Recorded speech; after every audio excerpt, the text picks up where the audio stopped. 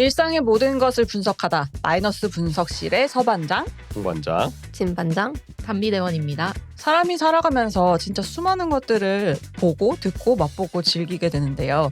이런 경험을 빼놓고서는 절대로 인생을 논할 수 없다고 생각합니다. 그래서 오늘부터 저희는 마이너스 분석실에서 저희 인생 속에서 정말 중요한 이 경험의 요소들을 한번 분석하고 리뷰해보고자 합니다. 그래서 오늘은 요즘 유행하는 연프라고 하죠. 연애 프로그램. 근데 저희가 연애 프로그램을 계속 보고 있을 용기는 없는데 그래도 굉장히 독특하고 재미있는 연애 프로그램이 있다고 해서 한번 봐봤어요. 그게 바로 불량연애죠.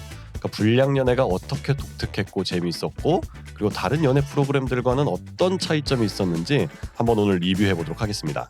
에피소드 시작하기 전에 좋아요, 구독, 알림 설정 부탁드립니다.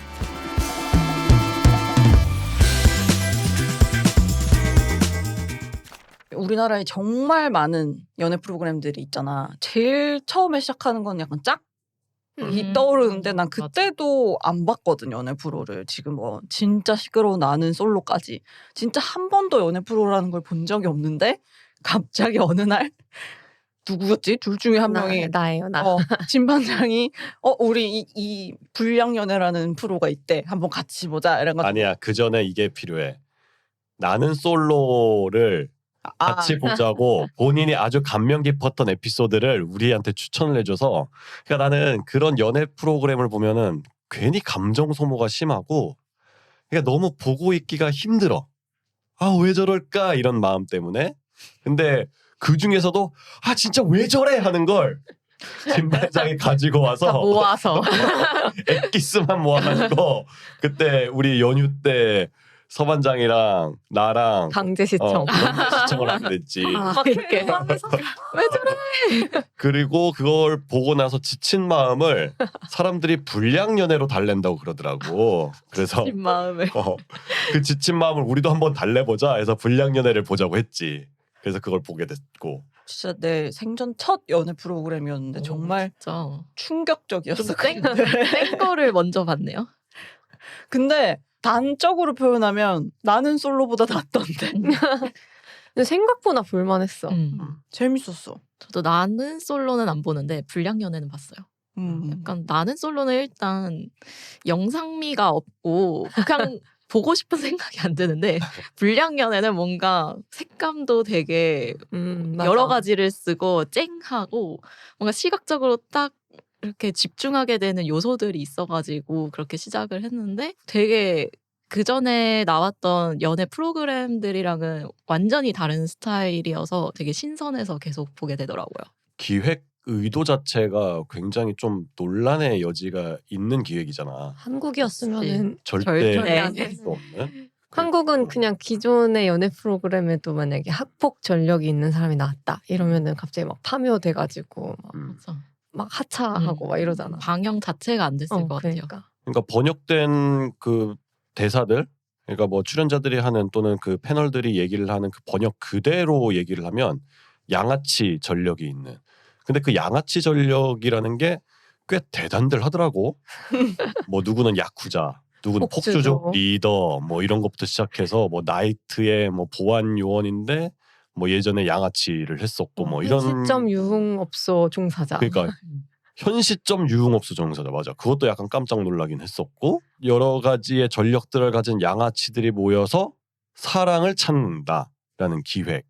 그러니까 그냥 워딩 그대로 양아치들이 사랑을 찾는다라고 하면은 그렇게 뭐 시비 걸 게 있을까 싶었는데 막상 거기에 출연한 출연자들의 전력을 한번 딱 보면은 야, 이거 우리나라 정서로 이거 받아들일 수 있어? 이렇게 생각이 좀 드는 거지. 난 진짜 보는 내내 약간 왜 예전에 일본의 고쿠센 드라마 있잖아. 불량 고교생 나오는 거. 그거 보고 있는 느낌이었어. 내가 지금 뭘 보고 있는 거지? 이러면서. 맞아. 그 하는 말들과 그들의 행동이 뭔가 우리 한국의 정서와는 많이 다른 부분이 있어가지고 뜨악스럽기도 하고 뭐야? 이러는 재미? 그러니까 나는 학창 시절, 그러니까 지금으로부터 한 20여 년도 더 전에 그때는 일본 만화가 굉장히 유행하던 시기였고 책방에서 일본 만화책을 빌려보던 시기, 그리고 뭐 미용실이나 이런 데 가도 일본 만화책들이 엄청 구비가 돼 있던 그 시기를 살아서 그런지 거기에 출연자들이 얘기를 하는 그 대사들이 뭔가 학원물, 내가 어린 시절 봤던 학원 폭력물에서 나오던 그 대사를 실제 인물들이 하고 있는 거야. 그러니까 일본의 정서라는 것이 이런 건가 하면서도 좀 그 부분이 좀 재밌게 다가오기도 했고, 나는 솔로가 현실처럼 느껴졌다면 불량연애는 조금 시트콤? 그 정도로 나는 느껴져가지고 이 인물들이 과거의 전력이 어떻다 그런 것들보다도 그냥 그거는 이 인물을 설정하기 위한 설정 정도로만 약간 생각이 처음에 되는. 캐릭터처럼 보이긴 했어. 맞아. 그래서 처음에 캐릭터들이 막 들어오는데도 의상도 자기의 아. 캐릭터성을 엄청 드러낼 수 있는 의상 또는 선글라스 이런 것들을 다 걸치고 등장하잖아. 그때부터도 너무 웃긴 거야 그게. 근데 생각해보면 나는 솔로도 캐릭터성을 부여하긴 해. 다 이름을 뭐 지어주잖아. 뭐 옥순, 순자, 뭐 영철 막 이런 식으로.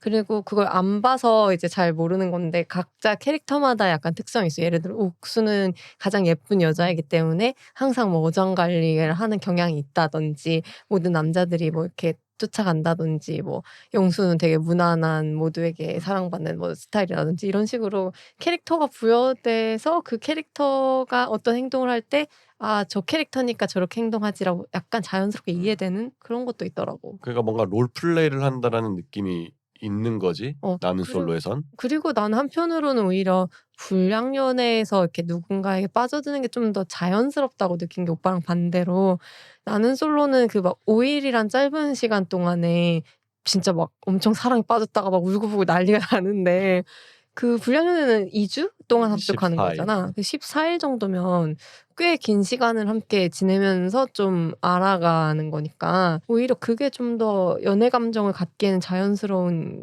진행이 아니었나? 라고 생각했어.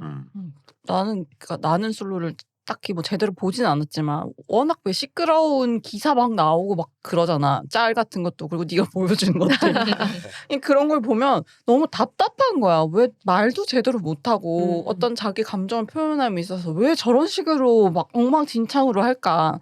이런 게 너무 화가 나고 답답해서 못 봤는데, 오히려 불량연애는 보면 너무 솔직하게 그냥 좋으면 좋다, 싫으면 싫다 이렇게 빡빡 말해주니까 그냥 속이 시원한 거야. 그냥 보면서 아, 난 네가 좋다 막 이런 식이니까 거의 저렇게 하는 게 오히려 더 연애에 더 잘 진행이 될 것 같은데, 그래서 아까 내가 나는 솔로보다는 이게 훨씬 더 좋았다는 거였어.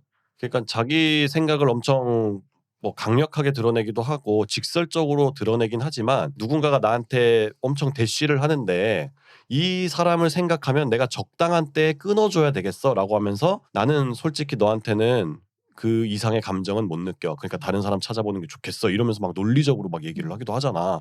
그런 거 보면서 생각보다 굉장히 성숙해 있는데 이 친구들이, 이런 생각들을 많이 했거든. 맞아. 그리고 대화를 좀 더 자연스럽게 잘하더라. 그러니까 뭐 우리나라 연애 프로그램 특히 막 나는 솔로 뭐 못쏠편 막 이런 거 보면은 진짜 대화가 미숙한, 여자랑 남자랑 이렇게 두 양쪽 다 이성이랑 대화하는 것 자체가 너무 어색한 사람들이 있는데 얼굴도 잘 이렇게 눈도 잘 못 못하고. 마주치고, 근데 되게 그런 자연스러운 아이 컨택과 물론 지나친 스킨십도 있었지만 대화가 되는 거, 대화가 되게 자연스럽게 생각보다 잘 된다. 내가 물론 그걸 번역으로 봤으니까 뉘앙스 자체가 어떻게 진행된 건지는 잘 모르겠지만 생각보다 되게 자연스럽게 말을 잘한다고 생각해서 모든 출연자들이. 아까도 얘기했지만 되게 만화 같은 화법.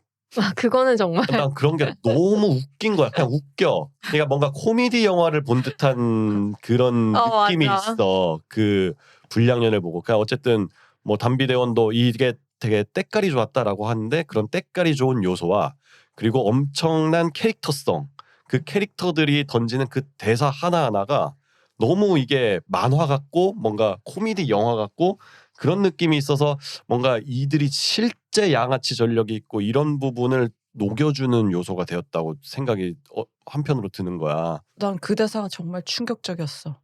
체포된 적 있어? 그게 정말 이 프로그램을 모든 걸 집중시킨 단어 같아. 연애 경험 있으세요? 이렇게 물어본 것 같다. 혹시 체포된 적 있어. 난 그것도 웃겼는데 진짜 바로 치고받고 바로 막 화해하고 막 사랑하러 왔잖아. 앉아. 사랑하러 왔잖아. 그 첫 등장 그 짤 맞아. 동거 보고 입문을 했어요. 어. 아 이거 뭐야? 이거 실화야? 이러고서 이게 맞아? 이러고 그러고 그거를 보고 시작하게 됐어요. 한창 힘겨루기 하다가 바로 또 옆에 가가지고 잘해보자고. 바로 옆자리에 앉는 것도 잘 부탁한다. 너무 웃기고. 뭔가 되게 단순하면서도 그냥 몸으로 치고받고 뒤끝 없이 약간 푸는 그런 모습도 매력적으로 보였던 것 같고. 맞아, 뒤끝이 없어. 맞아. 그게 진짜 중요해. 뭔가 권모술수 뭐 이런 게 없고 뭔가 나는 솔로 나도 뭐 뜨문뜨문 보긴 했지만 그러니까 뭔가 그 안에서 권모술수가 있고 아 그리고 그런 게 있어. 오히려 다 모두에게 좋은 사람으로 보이려고 하다 보니까 결국은 나쁜 사람이 되는 막 나는 그런- 솔로는 나는 솔로는 그런데 여기는 그냥 나 나쁜 놈이야 나 양아치야 막 이러고 막 이렇게 내가 하고 더 나쁜 놈이야. 너 나 마음에 안 들게 하면 때릴 거야 막 이러고. 맞아. 나 소년원 갔다 왔어. 자기 할 말 다 하고 감정 쏟아내고 그리고 그러면서도 사과할 때는 죄송합니다. 맞아, 이러고서 맞아. 이렇게 90도로 분들에게 죄송합니다. 확실하게 사과하고. 그러니까 뭔가 겉과 속이 똑같다. 약간 뒤에 가서 뭐 딴 얘기 안 할 것 같다. 약간 그런 마음이. 하지 않은 모습이 좀 볼 때 편했던 것 같아. 그러니까 왜냐하면 나는 솔로 같은 경우에는 우리 현실 세계에서도 그런 것 때문에 굉장히 스트레스 받잖아. 나랑 같이 뭐 일하는 사람이 나를 온전히 그대로 생각을 해줄까?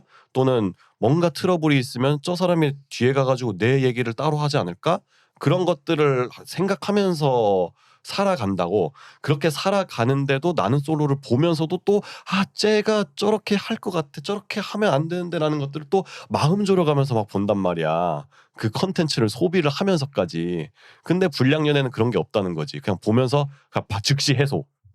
그리고 뭔가 상처받을까봐 말을 이렇게 돌려 하다가 결국은 뭔가 남자 출연자 이해 못하고 나 좋아한다는 건가? 하고 다시 던지는 거 이런 것들이 있는데 오히려 모두가 약간 말을 그냥 다 확실하게. 직설적으로 해준 것 같아. 뭔가 그러니까 뭔가 꽉꽉 막히는 뭐 고구마 같은 건 최소한 없지. 맞아. 어. 그랬어.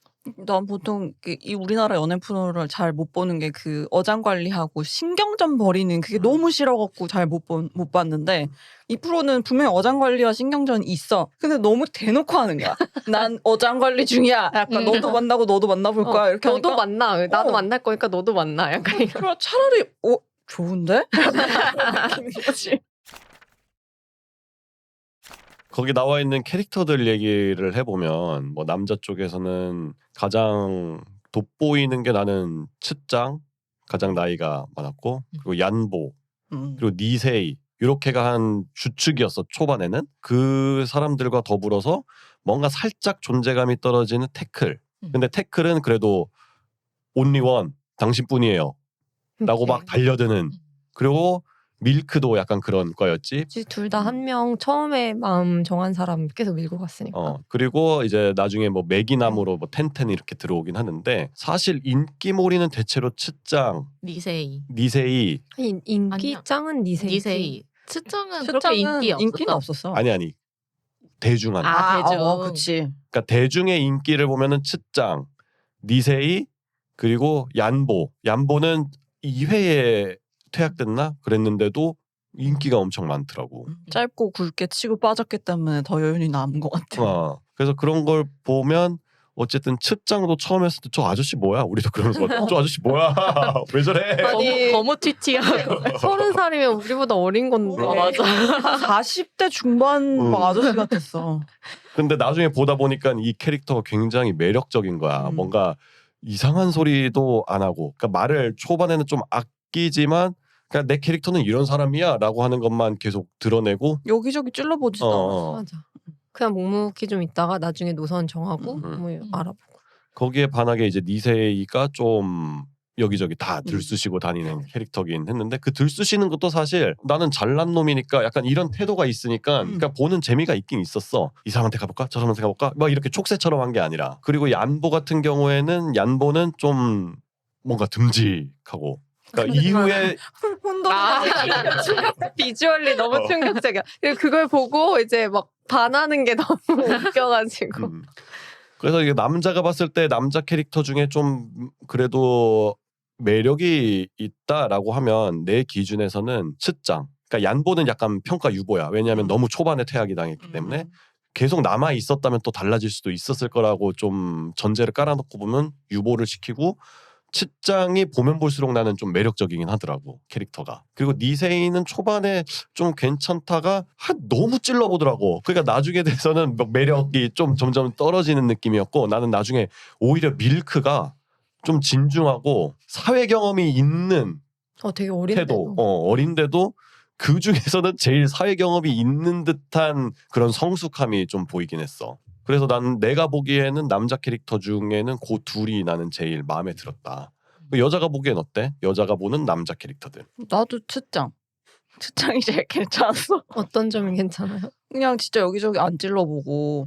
그러니까 물론 너무 아저씨처럼 행동한 점은 조금 걸리긴 하지만 그래도 뭔가 좀 진중한 면이 있는 느낌이랄까? 뭔가 좀 철이 들어서 자기가 뭔가 형으로서 뭔가 이렇게 좀 보듬어 주는 경향도 있는 것 같고 밀크가 되게 존경하잖아. 그런 점에서도 뭔가 저 사람에게도 어떤 매력이 있다라는 생각이 들어가지고 그것도 되게 웃겼는데 그게 이제 밀크가 인터뷰로 츠짱 형님 정말 의지가 되고 이 형님 좋아할 것 같아요 라고 했는데 바로 다음 인터뷰에 츠짱이 밀크 그 새끼 내 손이에요.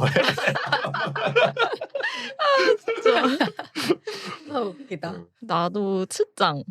근데 일단 니세이는 거기서 꽃미남 역할이라는 게 좀 이해가 안 돼. 이게 안 맞아. 이게 공감이 안 돼가지고 그리고 그 여자들이 계속 반하는 것도 그런가? 약간 난 텐텐도 좀 이해가 안 돼. 어. 엄청 꽃미남이고 잘생겨가지고 막 경계가 됐다고 남자 캐릭터들이 다 인터뷰를 하잖아. 난 그것도 좀 이해가 잘 안 되더라고. 그 약간 안에서 잘생겼지. 그건 맞아요. 한국 사람들의 미의 기준에서는 그렇게 꽃미남이 아닌데 꽃미남 이미지로 활동을 하는 게 뭔가 이게 공감이 안 됐고 근데 대신에 니세이는 그래도 매력은 많은 사람이라는 거는 느껴졌어요. 일단 본인이 자신감이 있고 자신감 있게 행동을 하니까 기세로 밀어붙이는 느낌? 그런 모습을 보면서 여자들도 매력을 느끼는 것 같더라고요. 그리고 일본에서 좀 괜찮게 생각하는 타입의 얼굴이래 그게. 그 리세이가? 약간 뭐랄까 우리나라로 치면 류준열 같은 스타일. 아. 그래? 약간 그런 느낌으로 동용되는 거래. 그리고 걔가 대학 나왔다던데? 좋은 대학 나왔대? 집안도 어, 좋고. 진짜? 집에 돈 많은 것 같더라 뭔가. 계속 뉘앙스가. 그리고 뭐 본인 사업도 하고 있고. 그리고 그것도 있던데 이게 뭐 후일담이긴 한데 츠짱이 뭐 과거가 폭로돼가지고 나락 갔다고 하면서 봤는데 배격사? 배격사. 양아치가 아니라. 양아치 아니야. 뭐 교과서가 없어서 교과서 빌려달라고 하면 흔쾌히 빌려주고 잘 떴다고. 어차피 난 안 보니까 그래. 니세이가 그리고 나중에 보다 보니까 괜찮은가? 잘생겼나? 약간 이런 생각이 들기도 하고 최근에 인스타그램에 그 니세이가 한국 와가지고 두쫑쿠를 먹었더라고요. 근데 그 영상 보니까 머리를 바꿔서 그런지 잘생겨 보이는 뭔가 잘생김 효과 얻은 느낌? 어떤 니세이는 보다 보니까 괜찮아 보이는 느낌이 지금 들기는 하고 츠짱은 그냥 시원시원해서 다들 말하기는 했지만 시원시원하고 캐릭터가 독특하고 말하는 게 뭔가 웃겨. 그래서 그냥 츠짱이 가장 기억에 남아요. 나는 지독한 얼빠이기 때문에 사실 마음에 드는 사람을 고를 수 없는데 다 예선 통과를 못했어. 예선 통과를 못하지. 내가 이제 내 얼굴은 생각하지 않고 이제 엄청난 스탠다드를 갖고 있고 그리고 나는 최근까지도 내가 되게 객관적인 기준을 갖고 있다고 생각했는데 이제 그게 내 기준이 생각보다 조금 높다는 거를 알게 되었고 많이 높아.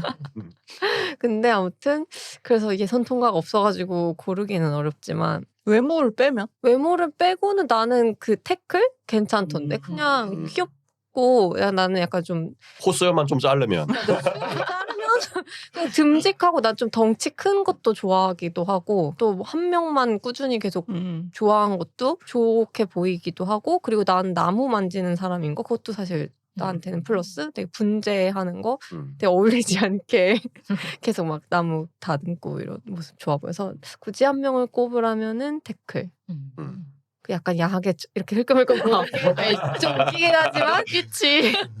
근데 이제 음흉해. 어쨌든 그게 되게 너무 예쁘고 좋아서 계속 시선이 간 거잖아. 자연스럽게 연결이 되면 태클이 이제 좋아한 키짱이 나한테도 이제 여출 중에 1위였는데 나는 키짱이 제일 키짱 스타일 이런 게 되게 예쁘더라고. 그리고 어떨 때 보면은 그 걸스데이 유라 같이 보일 때도 있고 나도 만약에 키짱이 옆에 있으면 계속 슬금슬금 계속 보게 될 것 같아. 왜 맞아. 예쁜 여자 길에 있으면 자꾸 보게 되는 그런 거. 맞아. 그래서 그 마음이 또 이해되는 거야. 그래서 나는 태클이랑 키짱. 나온 김에 최고 괜찮았던 여출은 누구야? 여자 캐릭터 중엔 외모로 따지면 나도 마찬가지로 키짱이 제일. 베이비가 아니야? 베이비는 뭔가 좀 이빨 노랗다고 계속. 나도 늘었지만 너무 베이비는 노랗긴 해. 너무 담배를 많이 펴서 누런 게 보이니까 그러니까 그런 인상은 난 별로 안 좋아해. 그러니까 치아가 많아 보이는 인상. 아 이가 많이 보이는. 그게 조금 귀신 같아 보여. 그러니까 얼굴도 하얗게 동동 뜨고 엄청 깡마르고 해서 외모적으로 봤을 때 물론 뭐 예쁘지만 근데 좀 귀신 같은 느낌이 있어가지고 외모적으로 보면은 키짱이 좀 세련됐다 생각이 들고 성격적으로 보면 테카린이 좀 귀엽고 정직하고 과거를 차치하고 그렇게 느껴서 좀 귀엽다는 생각이 좀 많이 들더라고. 제일 어리기도 했고. 그리고 좀 리더십도 있더라고. 그 출연자들을 뭔가 리드해서 뭐 역할 분배를 하면서 어린이 식당 이런 걸 꾸밀 때도 뭔가 자기가 나서가지고 누구는 이런 거 맡아주고 누구는 이런 거 맡아주고 하면서 막 역할 분담을 하잖아. 그런 거 보면서도 애가 참 리더십도 있고 참 괜찮은 아이네라고 하는 거를 그 본내는 좀 느끼긴 했어. 담비는?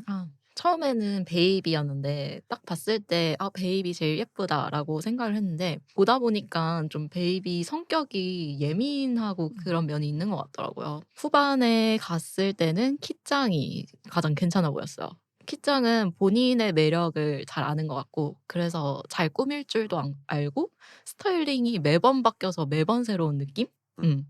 그래서 괜찮았고 또 그 베이비 물 뿌린 사건 그때도 뭔가 키짱이 베이비를 위로를 해주면서도 좀 그 사건을 객관적으로 바라보려고 양쪽 하는 것 편을 좀 다 같다고. 들어주는 느낌이. 그래서 성격도 괜찮은 것 같다라는 느낌이 들었어. 다들 비슷하구만. 나도 기짱이 제일 예쁘다 생각했는데 뭔가 좀 털털한 것 같았고 처음에는 베이비가 되게 예쁘다 생각했었는데 근데 딱 봤을 때 예쁘긴 하지. 근데 등장하자마자 어디에 앉을까나라는 질문을 하는 순간 아니었는데 바로 마이너스 됐거든. 여우과 싫어하시잖아. 그리고 또 지나치게 앵앵거리는 게 있다고 생각이 들었어. 나는 너무 앵앵거리는 그 음성도 그렇고 그 앵앵거림이 주는 메시지들이 있잖아. 나를 봐주세요라고 하는 왜 나를 안 봐라고 하는 그런 메시지들로 이목을 끌려고 하는 게 나도 좀 뭐 불편하다까지는 아닌데 내 스타일은 아니다 이렇게 생각이 좀 들긴 했었어. 태클이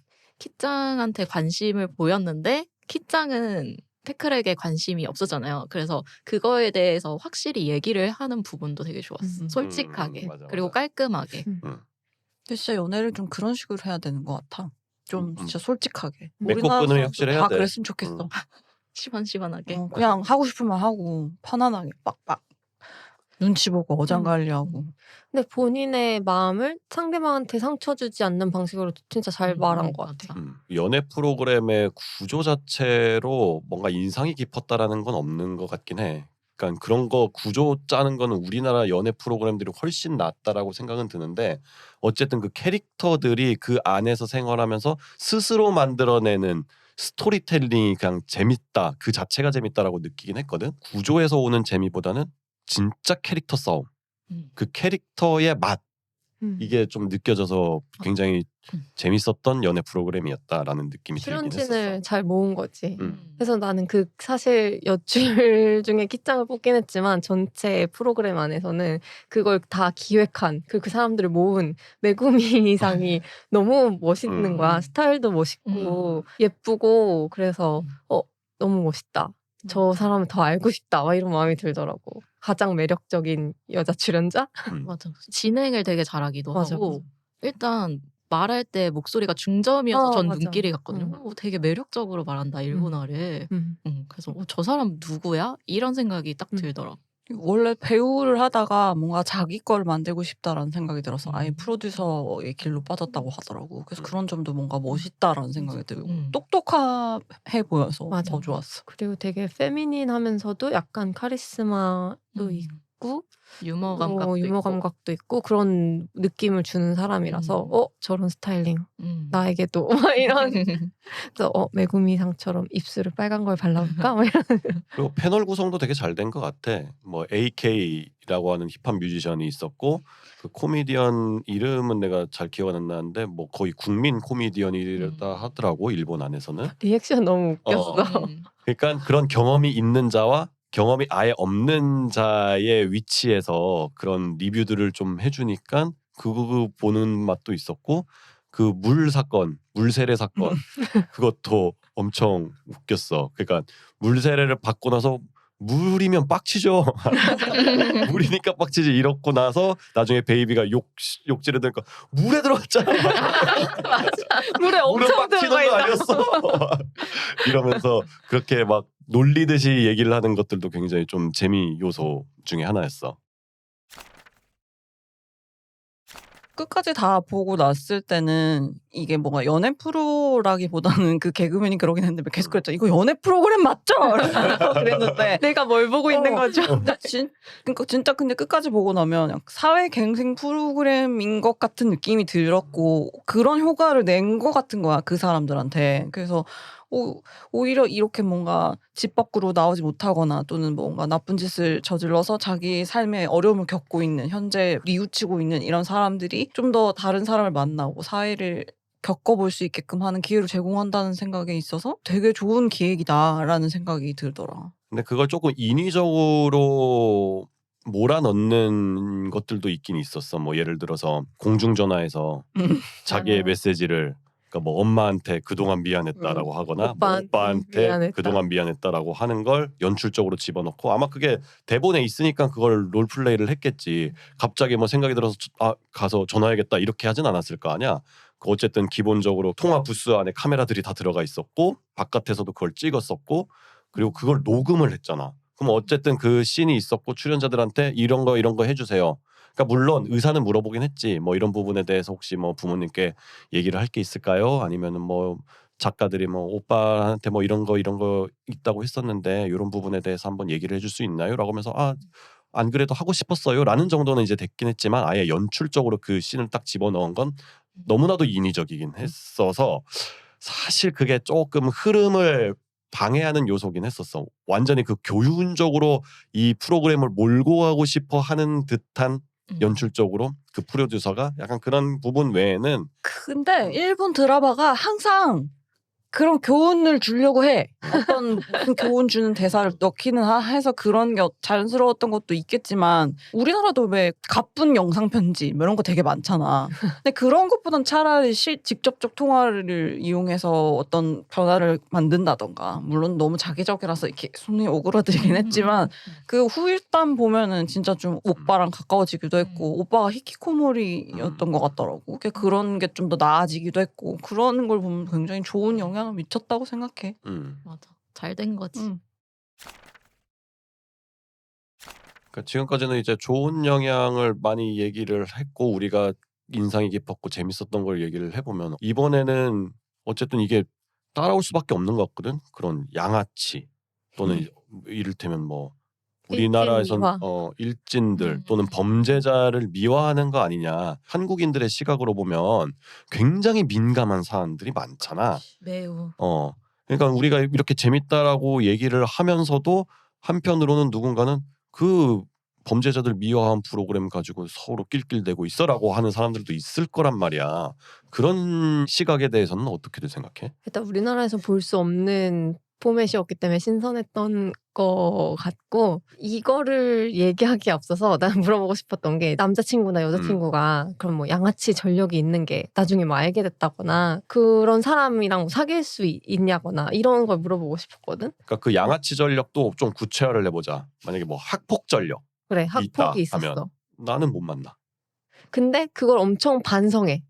반성. 그걸 개과천선을 했어. 어렸을 때 치기 어린 마음에 막 그랬고 뭔가 부모님과의 불화라든지 뭐 가정 불화로 인해서 내가 막 사회적으로 불만이 많아가지고 그거를 막 철없이 막 다 표출하게 되는데 그때 자기 자신을 엄청 반성하고 지금은 막 건실한 사회인으로 살려고 하고 있어. 그 출연자들처럼 어디 뭐 열심히 참여하는 마음으로 봉사활동도 목수를 다니고. 한다거나 그렇지 뭐 그런 식으로 예전에 자기를 반성하고 지금 엄청 괜찮은 사람이 됐어.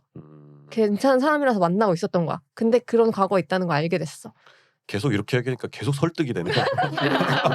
걔가 전설을 했다고? 그럼 봐줄 수 있다는 얘기 때문에. 그러니까 자꾸 이거 봐줘야 되는 거 아니야? 그러니까 나도 처음에는 그 학폭 전력이 있는 사람이면 못 만난다 생각은 했는데 근데 진짜 실제로 정말 뉘우치고 반성하고 제대로 잘 살고 있다면 어떤 사회에 있어서 기회를 줘야 된다라는 생각을 하면 연애도 해야 되나? 약간 그런 생각도 들어오고 그리고 이거 부각되면서 같이 조진웅 배우 얘기까지 같이 나왔었잖아. 이 예전에 학폭을 저질렀던 사람이 현재에까지 아무것도 못하게끔 만드는 게 맞는 것인가 아닌 것인가. 그건 정말 어려운 문제기는 하다. 그러니까 교화가 어디까지 돼야 교화하냐라고 하는 부분도 각자 주관이 따로 있을 거고 뭔가 사회적인 시스템에서 어디에 뭐 형을 살다 나오면 그럼 이 사람의 죄는 없어지는 거냐부터 시작해서 진짜 얽혀 있는 게 너무 많은 것 같긴 해. 근데 내가 좋아하는 사람은 그런 범죄 혐의가 없으면 좋겠다라는 정도로밖에는 얘기를 못 할 것 같아. 만약에 뭐 내 가족, 친족의 어떤 한순간의 잘못된 판단으로 인해서 사회에서 지탄받을 일을 했다라고 해도 나는 여전히 가족으로 받아들일 것 같긴 해. 가족이면 받아들여야지. 안 받아들이면 어쩔 건데. 연을 뭐해? 연을 끊는 사람도 많고 그렇지. 그러니까 어쨌든 그 죄도 나의 죄인 것처럼 나도 그런 것들을 함께 뭔가 풀어나가기 위해서 평생을 노력하게 될 것 같다라는 생각 정도는 있어. 근데 왜 그런 것도 있잖아. 범죄를 저질러서 형을 살고 나왔을 때 이 사람이 전직 범죄자라고 인해서 막 사회에서 배척하고 무시하고 이렇게 해버리면 결국엔 그 사람은 다시 범죄로 빠질 수밖에 없게 그치. 되니까 그게 과연 옳은 것인가 하는 의문이 드는 거지. 아예 사회에서 그냥 매장시켜 버리는 거는 옳지 않다고 생각이 들기는 하는데 만약에 내가 만나는 사람이 그렇다? 소년원에 들어갔다 나왔다라고 생각을 하면은 쉽지 않을 것 같아. 그리고 나를 만나면서 약간 폭력적인 성향이 있나라고 의심이 될 만한 행동을 하나라도 했다면 그래서 이랬구나라는 생각이 들면서 약간 마음이 다칠 수도 있지 않을까? 선입견이라는 건 어쩔 수가 없는 것 같아. 아무리 이해를 하려고 해도 그런 행위들이 주는 선입견이라는 건 무시를 못할 것 같고 그리고 우리나라는 특히나 더 그런 정서들이 있는 것 같아. 네가 피해자 입장을 생각해봤어? 그러니까 피해자의 입장에서 생각하면 진짜 그런 것들은 안 될 일들인 거야. 그런 피해자의 입장을 좀 고려를 해본다라고 하면 좀 쉽진 않겠다. 그러니까 내가 피해자가 되어보진 않아서 그런 것들을 내가 이렇다 저렇다 이건 이래야 된다라고 얘기를 할 수는 없지만 그렇지 피해자의 입장이면은 그렇게 생각할 수 있지라고 또 사고가 흐르고 그러니까 이쪽으로 흘렀다 저쪽으로 흘렀다 약간 이렇게 되는 거야. 참 어려워. 뭐 예를 들어 호감이 있어서 이렇게 알아가던 과정에 그런 과거가 있다는 거를 알게 됐다. 근데 지금은 그런 행위를 더 이상 하고 있지 않다라고 한다면 그 사실 하나만으로 이 사람이랑은 안 되겠다 이렇게 하진 않을 것 같아. 뭐 더 가봐 보겠지. 그리고 정말 이 사람이 변화한 거에 맞다면은 그 과거의 일로 인해서 뭐 이 사람과 연애를 못 한다든지 이러진 않을 것 같은데 뭔가 그런 전력이 있는 사람이 방송에 나와서 뭔가 인기를 얻고 대중에 많이 노출이 되는 거는 또 다른 차원의 문제니까 맞아. 그러니까 거기서 오는 대중의 거부감까지 갖지 마세요라고는 못할 것 같아. 그래서 우리나라에서는 약간 그런 정서가 강하니까 맞아. 그런 프로그램 못 만드는 게 아닐까 싶기도 하고. 대중의 사랑을 받아야 되는 직업은 가질 수가 없다라는 부분도 나도 일부 동의하긴 해. 근데 또 정우 배우 같은 경우에는 아예 자기의 과거의 일을 막 반성하는 내용으로 영화를 만들어서 그걸로 아예 시작을 하고 나 이런 사람이에요 하고 다 알리고 하지만 달라졌어요 하고서는 연예계 생활을 어쨌든 잘 하고 계시잖아. 약간 그래서 불량 연애도 아예 애초에 그냥 이런 애들이에요 하고 캐릭터로 볼 수 있게끔 해주고 그분들과 일반 사람들과 매칭을 시킨 게 아니라 그냥 양아치들끼리 갖다 놨으니까 프로그램이 된 게 아닌가. 그럼 우리나라도 약간 그러면은 그걸 다 대놓고 다 양아치였던 사람들을 모아서 프로그램 만들면 되려나? 음. 받아들이기 힘들 것 같아. 사람들 욕하면서 안 보나? 논란 너무 돼서 중간에 끊길 것 같은데. 광고가 안 들어갈지도. 범죄자를 미화한다 이런 것보다도 사실은 그 불량 연애를 볼 때 이런 느낌은 있었어. 그래도 그나마 그 중에 순한 사람을 모았구나. 나 음. 그게 엄청나게 사회적으로 뭔가 문제가 됨과 안 됨의 그 중간 선타기를 하는 사람들을 잘 모았구나라는 생각이 좀 들긴 하다. 소년원을 갔다 왔으면은 근데 막 사회적 문제 아니야? 극단적인 범죄를 저지르진 않았던 것 같아 다들. 그치. 성인이 돼서 약간 그런 똑같은 행동을 하면은 그냥 바로 진짜 감옥 갔겠지. 어쨌든 뭐 약물 문제 같은 것도 뭐 이제 톨러런스 없이 바로 하차시키고 했으니까. 그런 부분들을 판단하기에는 굉장히 조심스럽지만 어쨌든 그냥 내가 보는 데는 불편함은 없었다. 이게 다른 나라의 이야기였고 맞아. 또 워낙 너무 만화 같은 대사를 치니까 비현실적으로 느껴졌기 때문에 오히려 그냥 이러고 보게 된 것 같아. 그러니까 연출도 대체로 그랬었던 것 같아. 뭔가 그 안에 있는 세트라든지 이런 것들도 알록달록하게. 조금 비현실적으로 그게 엄청 리얼한 어떠한 공간을 선정해서 뭐 나는 솔로처럼 진짜 펜션 사람들이 묵을 수 있는 펜션이다라고 하면은 좀 느낌이 달랐을 수도 있을 것 같은데 세트장의 분위기라든지 이들이 하는 퀘스트 같은 것도 뭔가 되게 동화 같잖아. 근데 그렇다고 해가지고 이들의 과거 전력을 막 감추거나 감싸주거나 이런 거 없고 니네들 양아치잖아 라고 하는 기본적인 태도들은 있었던 것 같아. 연출이나 아니면 패널들이 얘기함에 있어가지고. 그래서 일부러 배경을 학교로 설정한 거래. 오히려 이 사람들을 펜션이나 이런 데 갖다 놓은 게 아니고 양아치들과 절대 어울리지 않을 만한 공간에 학교에 양아치들을 집어넣음으로써 얘네가 확실히 양아치라는 걸 더더욱 눈에 띄게 보여줬다고 하더라고. 그들의 이미지를 희석시키기 위한 연출이 있었다라고 하면 그건 진짜 반감이 있었을 것 같아. 근데 어쨌든 다 인정을 하고 과거가 잘못됐다 진짜로 생각하는 사람들이 그 공간에 모여서 뭔가 서로를 위로해주기도 하고 한번 감정을 쏟아보기도 하고 약간 그런 리얼한 감정의 교감들을 얻을 수 있어서 좋았던 게 아닐까라는 생각이 좀 들긴 해. 공간이 확실히 영향이 있었을 수 있다고 생각하는 게 그 사람들이 범죄를 저질렀던 시기들이 다 학창 시절 또는 어린 시절이었던 거잖아. 그러니까 어린 시절에 상처받은 자기 자신을 좀 그 학교라는 폐교라는 그 공간에서 좀 마주할 수도 있었던 게 아닐까. 다른 공간이 아니라 진짜 학교였기 때문에. 이 프로그램이 약간 우리나라 현대 사회에 좀 경종을 울릴 수 있지 않았을까라는 생각이 들어. 너무 요즘에는 다 이 막 각재고 막 따지고 솔직하게 말하지 않고 그러잖아. 다 연애가 좀 더 어려워졌달까? 그런데 이 사람들은 그냥 무조건 좋으면 고 아니면 치우고 이렇게 하니까 이 솔직하게 말하는 걸 보면서 좀 뭔가 진짜 정말 속이 시원해지고 아 이런 식으로 우리도 좀 사랑에 좀 더 솔직해지자라는 그런 마인드를 준 것 같아. 그러니까 조건을 보지 않고 그 사람 자체를 보는. 맞아. 우리나라 연애 프로그램 보면은 막 직업 소개 같은 것도 되게 막 있어 보이게 소개하잖아. 여기는 그냥 뭐 지금은 뭐 학교를 다니고 있고 뭐 학자금 대출을 갚기 위해 유흥업소에서 일하고 있다면 대견하네.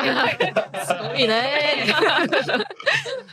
막 그런 것들. 그래서 그러니까 그런 게 신선하지 않나. 우리 되게 자기를 포장하려고 하고 되게 있어 보이려고 결혼 시장에서 되게 경쟁력 있어 보이려고 하고 뭐 학벌, 뭐 스펙 이렇게 하는데 그런 거 없이 막 그냥 자기가 지금 살고 있는 자기 삶의 모습을 되게 당당하게 얘기하는 거. 그러니까 척하지 않는 거. 그러니까 나조차도 뭔가 척하면서 살아가는데 아 얘네들은 척하는 게 없구나. 그래서 좀 뭔가 일견 대견하기도 한 마음과 더불어서 나는 솔직하게 살아가고 있나? 약간 이런 생각도 하게 됐어. 한국 연애 프로그램 보면 나이 공개하고 나서 직업 공개하고 나서 되게 기류가 많이 바뀌잖아요.